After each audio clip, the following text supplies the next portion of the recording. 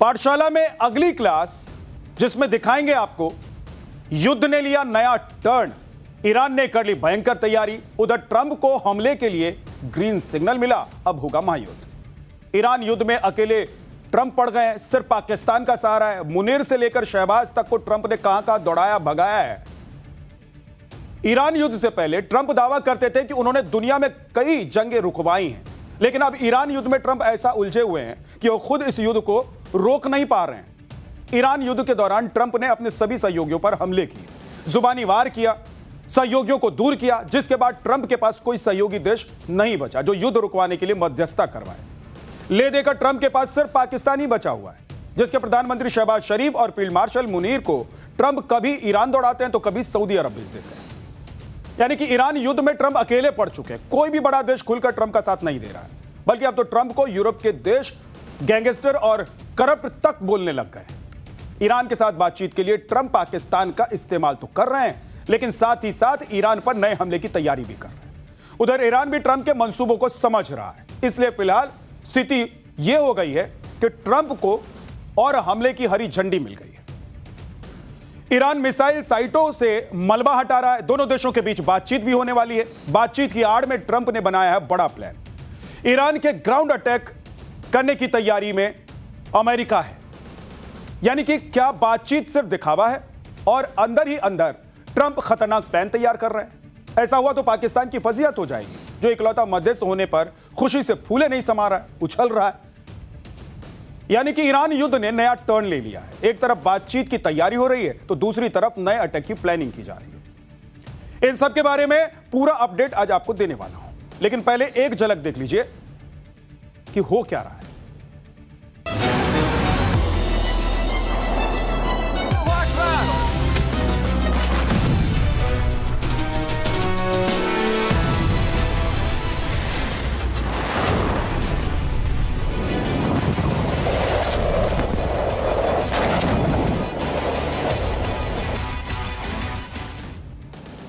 Iran युद्ध में Trump क्या प्लान कर रहे हैं वो आपको बताऊंगा, लेकिन पहले एक बड़ा अपडेट आपको बता देते हैं।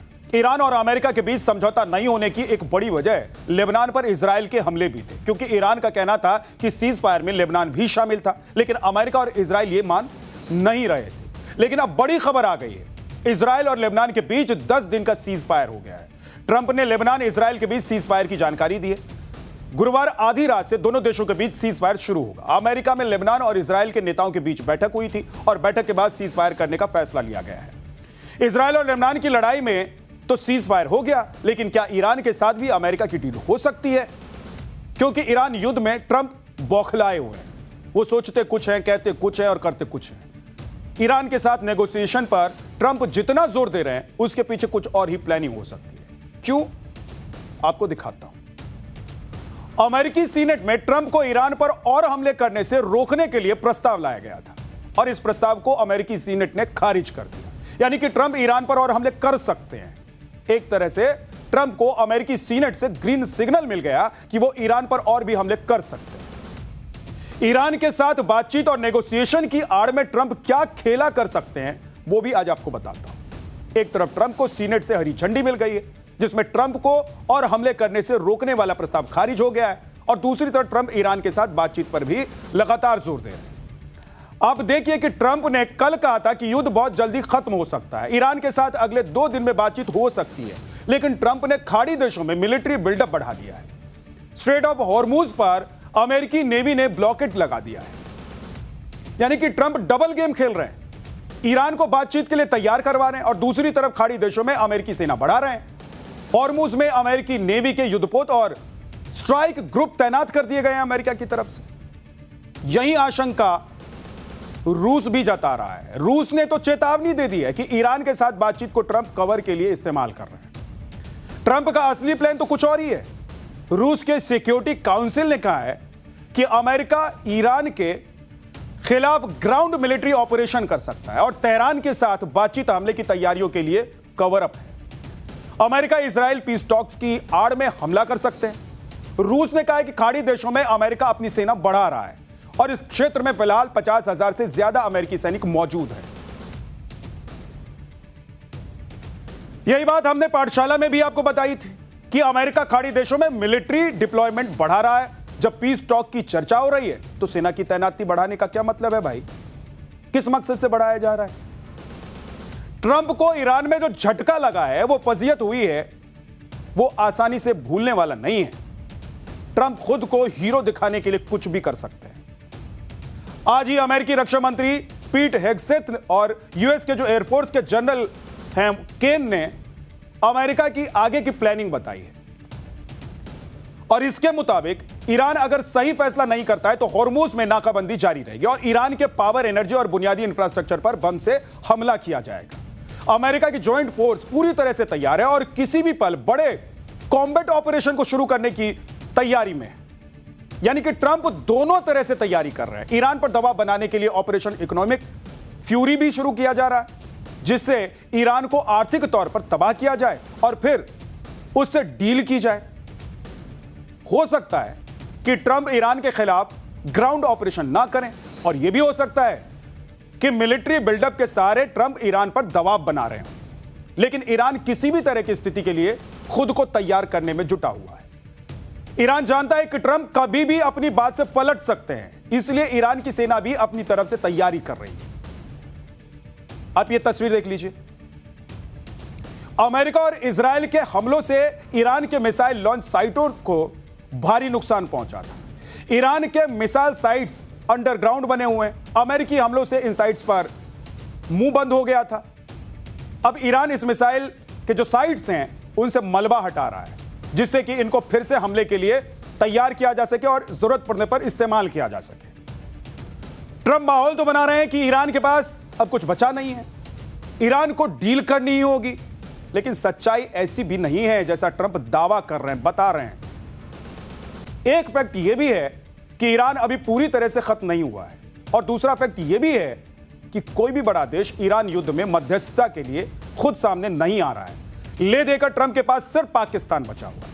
आज स्थिति यह है कि कोई बड़ा देश ईरान युद्ध में शामिल नहीं हो रहा है और न ही मध्यस्थता के लिए सामने आने को तैयार है। ब्रिटेन, फ्रांस, स्पेन, इटली जैसे सहयोगी देशों के साथ ट्रंप ने संबंध खराब तक कर लिए और इसीलिए अब ट्रंप पाकिस्तान को अपना मैसेंजर बनाकर इधर से उधर, उधर से इधर दौड़ा रहे हैं। कल ही पाकिस्तान का field marshal Asim Munir Tehran पहुंचा हुआ था, तो दूसरी तरफ पाकिस्तानी पीएम शहबाज शरीफ को सऊदी अरब दौड़ा दिया।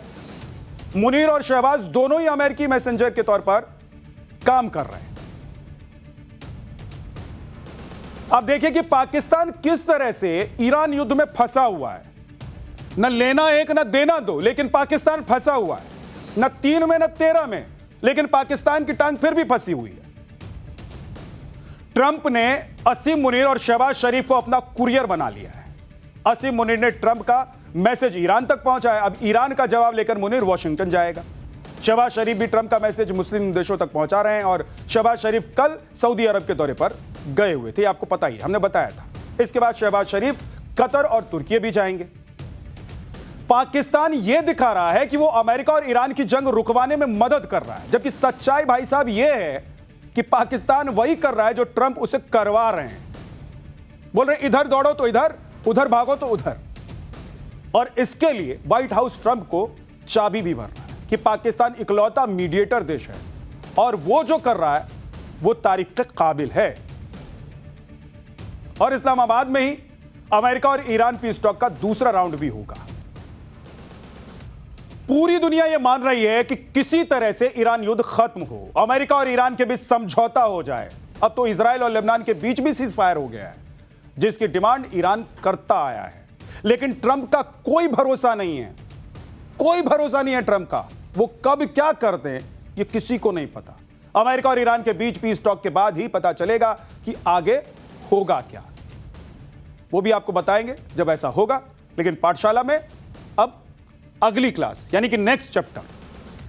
पीएम मोदी वर्सेस ममता की टक्कर में बीजेपी ने बंगाल में उतार दिए वो धाकड़ चुनाव में खेला हो जाएगा और बंगाल में बड़े अधिकारियों का ट्रांसफर। चुनाव से पहले वो झटका जिससे ममता बौखला गई। बंगाल चुनाव में बीजेपी के नए कार्ड से टीएमसी कैंप में खलबली, गारंटी कार्ड पर गदर मच गया है। इस बार बंगाल में जो चुनाव हो रहे हैं उसमें ममता बनर्जी को एक के बाद एक ऐसे झटके लग रहे हैं कि वो और उनकी पार्टी टीएमसी